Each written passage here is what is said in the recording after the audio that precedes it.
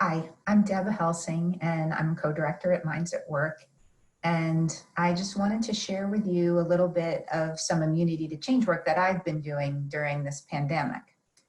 And when the real changes started happening here in the Boston area in about mid-March or late March, our workplaces were closing down. We could see really rising numbers of cases of coronavirus, and it was a very scary and uncertain time.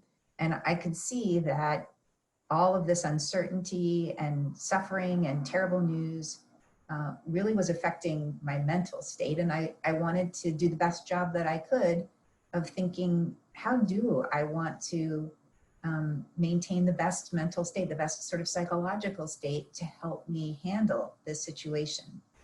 So I created an immunity to change map, which was very helpful. And it helped me in particular to identify three limiting assumptions, three assumptions that I had been making that were really getting in the way of helping me feel like I could be in the best psychological shape possible to handle what I was facing.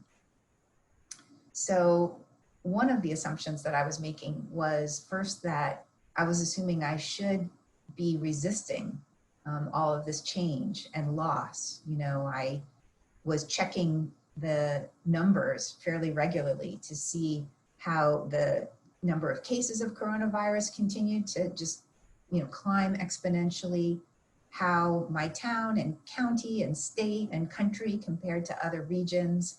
And I could see that I was really, in doing that, bracing myself against the bad news. And my assumption was that that was better, to kind of just try and resist all that bad news rather than accept it.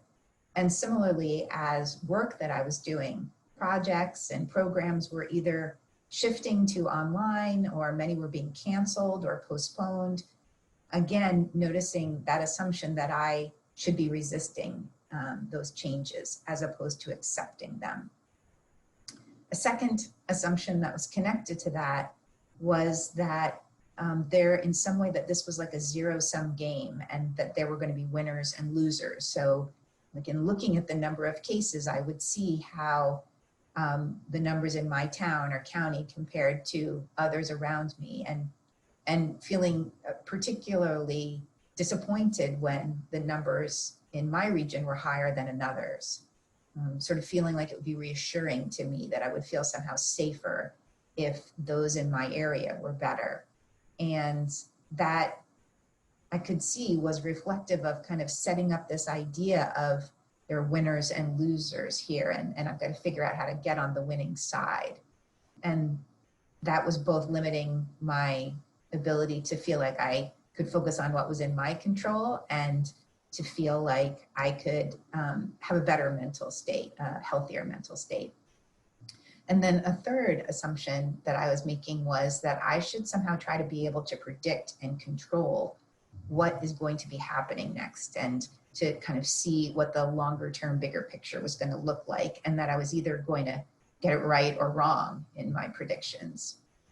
And that was getting in my way because you could see that so much of this was unpredictable, that as we were learning more and more about just what this virus can do, it was also clear what we didn't know and how that was going to have an impact on people's health and on our economy. It was all way too complicated to begin to try and predict. But it had felt to me almost like I was watching like a thrilling movie where there's lots of twists and turns, and that in the audience, I'm there trying to think, okay, what's going to be the next surprise? And can I see that coming in some way? And the satisfaction of being able to do that. It sort of felt like I was trying to play that game a little bit with the pandemic, particularly in terms of, would that help me make better decisions? How to keep people around me and myself safe, how to make good business decisions.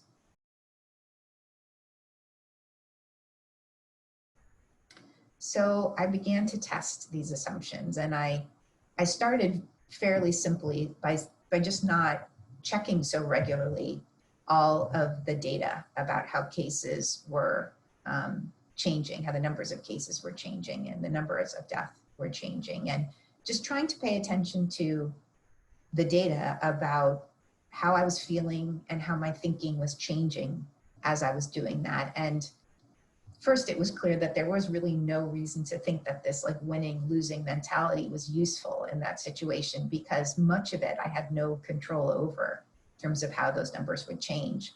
And so instead, I could focus on what was in my control, and the small area around me of those in my family. We could focus on staying safe and staying inside. And that helped me feel less distracted. It helped me feel less upset, and I could focus more on what I really needed to. And that helped me maintain a more positive, more realistic mental state.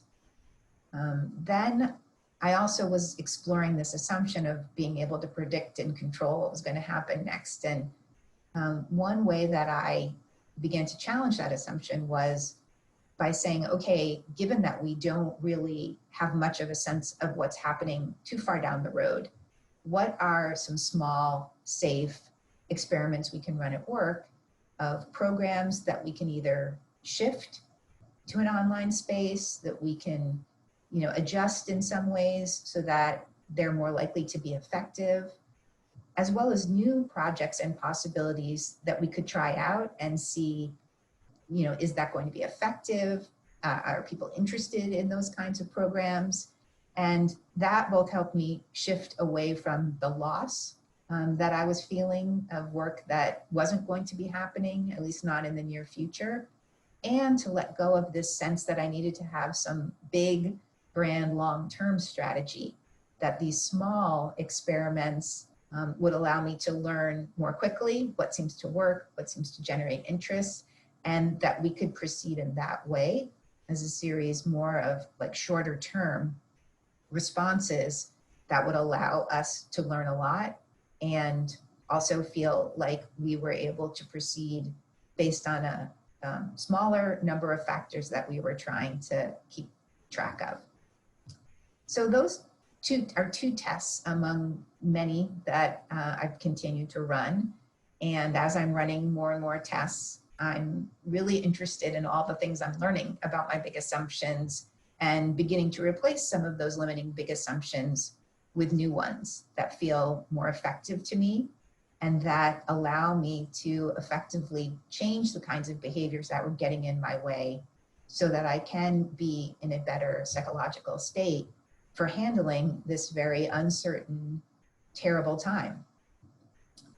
The idea of continuing to test these out is something that I'm very grateful to continue to be able to pursue, because it helps me both feel like I'm making better decisions, but it also helps me feel like I'm using this experience to learn what I can to continue to grow and change and develop. And that part of it feels like some consolation, like some benefit to the way that I'm choosing to approach our pandemic. Thanks so much.